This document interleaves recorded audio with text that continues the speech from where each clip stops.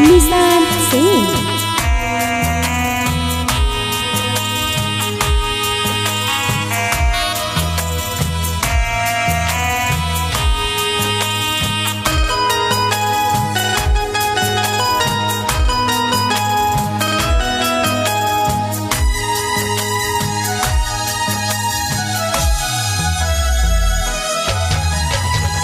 स्नेहिया के धीरे धीरे भूला कैलू जान हो।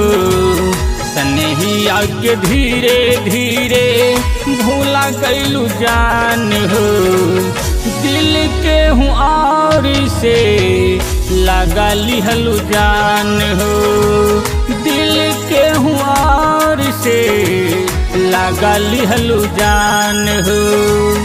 स्नेहिया के धीरे धीरे भूला गैलू जान हो। दिल के हूँ और से लगा लिहलू जान हो। दिल के हूँ और से लगा लिहलू जान हो। चांदनी चांद से होती है सितारों से नहीं। चांदनी चांद से होती है सितारों से नहीं। मोहब्बत एक से होती है हजारों से नहीं।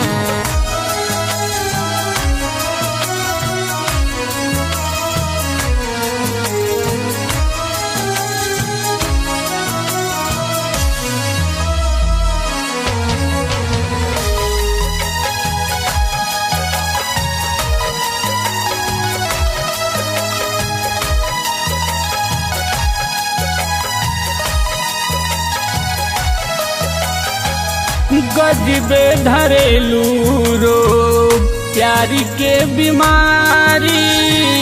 पागल कहेला हमके ये दुनिया सारी। पागल कहेला हमके ये दुनिया सारी। गजबे धरेलू रोग प्यारी के बीमारी। पागल कहेला हमके ये दुनिया सारी। मोहब्बत में बोलो काहे हो। मोहब्बत में बोलो काहे दागा दिहलू जान हो। दिल के हूँ और से लगा लिहलू जान हो। दिल के हूँ और से लगा लिहलू जान हो।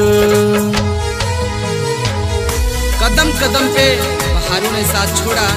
कदम कदम पे बहारों ने साथ छोड़ा। जरूरत पड़ी तो यारों ने साथ छोड़ा। सितारे बोले हम देंगे साथ। सितारे बोले हम देंगे साथ। मगर अफसोस सुबह हुई तो सितारों ने भी साथ छोड़ा।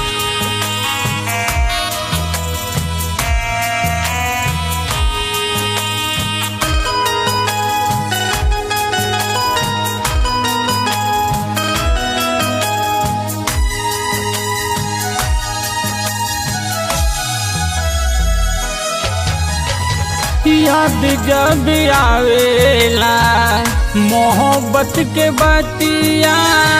नींदियों नावे है सारी सारी रतिया।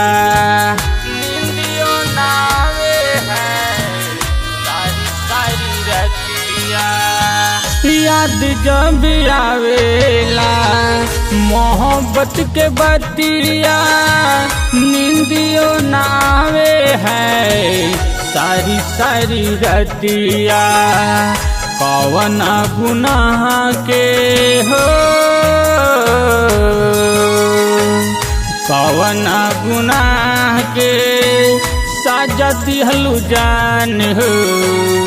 दिल के हूँ और से लगा लिहलू जान हो। दिल के हूँ और से लगा लिहलू जान हो।